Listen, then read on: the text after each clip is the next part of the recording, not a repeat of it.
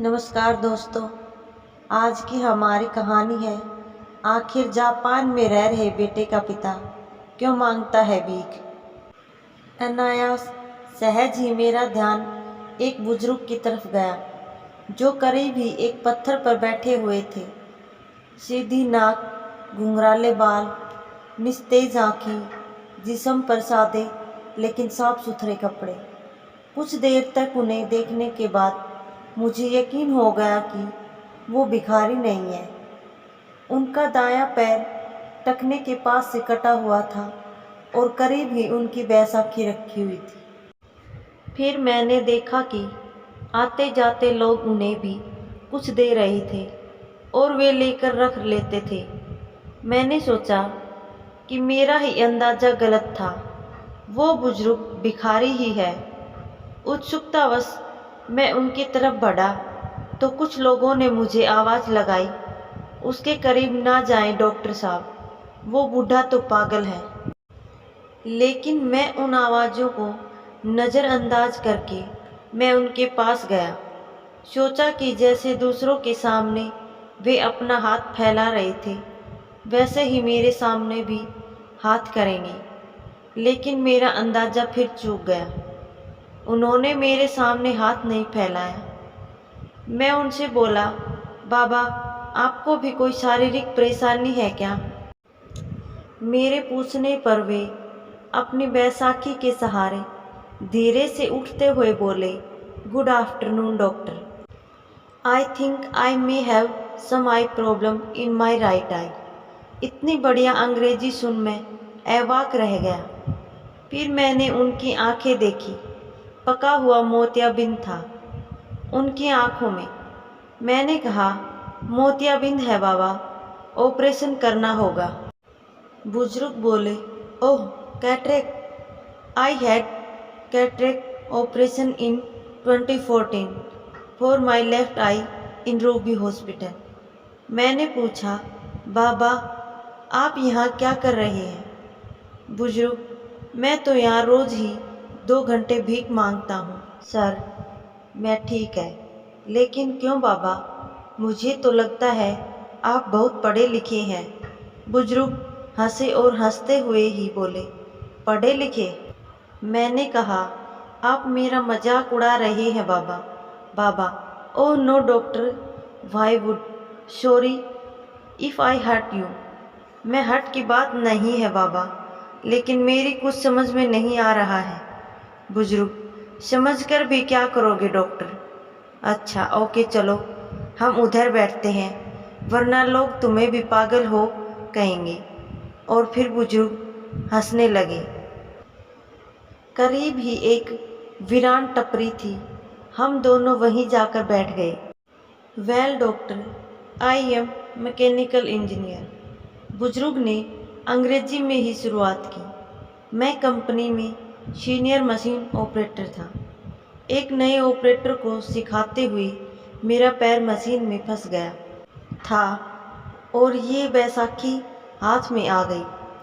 Company ने इलाज का सारा खर्चा किया और बाद में कुछ रकम और सौंपी और घर पर बैठा दिया, क्योंकि लंगड़े बैल को कौन काम पर रखता है सर। फिर मैंने उस पैसे से अपना ही एक छोटा सा वर्कशॉप डाला, अच्छा घर लिया। बेटा भी मैकेनिकल इंजीनियर है। वर्कशॉप को आगे बढ़ाकर उसने एक छोटी कंपनी और डाली। मैं चकराया, बोला, बाबा, तो फिर आप यहाँ इस हालत में कैसे? बुजुर्ग, मैं किस्मत का शिकार हूँ। बेटे ने अपना बिजनेस बढ़ाने के लिए कंपनी और घर दोनों बेच दिए। बेटे की तरक्की के लिए मैंने भी कुछ नहीं कहा।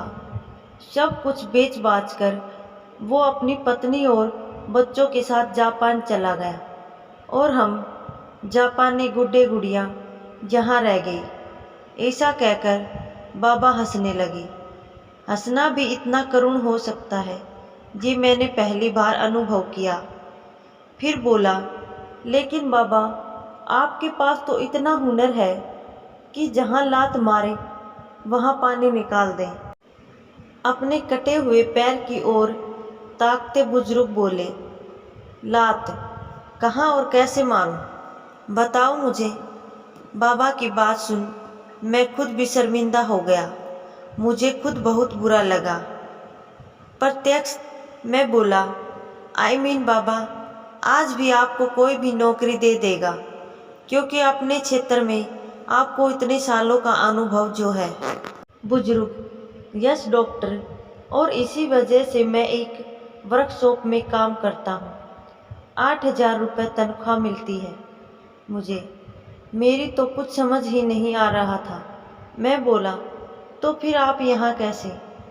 बुजुर्ग, डॉक्टर बेटे के जाने के बाद मैंने एक चोल में एक टीन की छत वाला घर किराए पर लिया।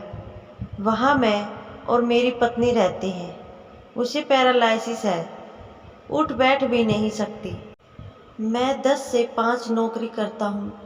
शाम 5 से 7 इधर भीख मांगता हूँ और फिर घर जाकर तीनों के लिए खाना बनाता हूँ।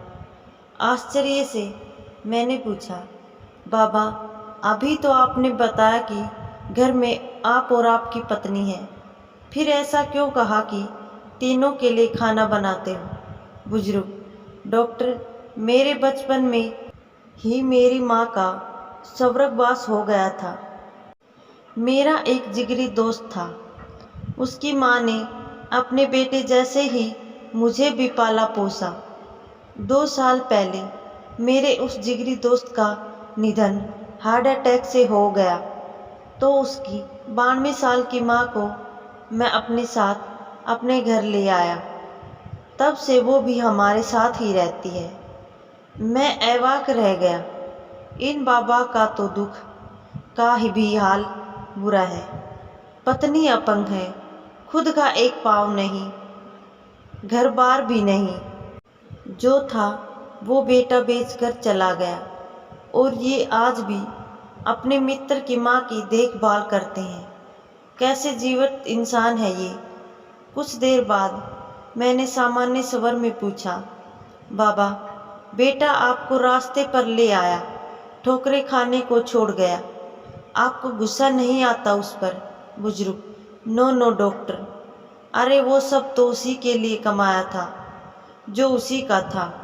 उसने ले लिया, इसमें उसकी गलती कहाँ है? लेकिन बाबा, मैं बोला, लेने का ये कौन सा तरीका हुआ भला? सब कुछ ले लिया, ये तो लूट हुई। अब आपके यहाँ भीख मांगने का कारण भी मेरी समझ में आ गया है।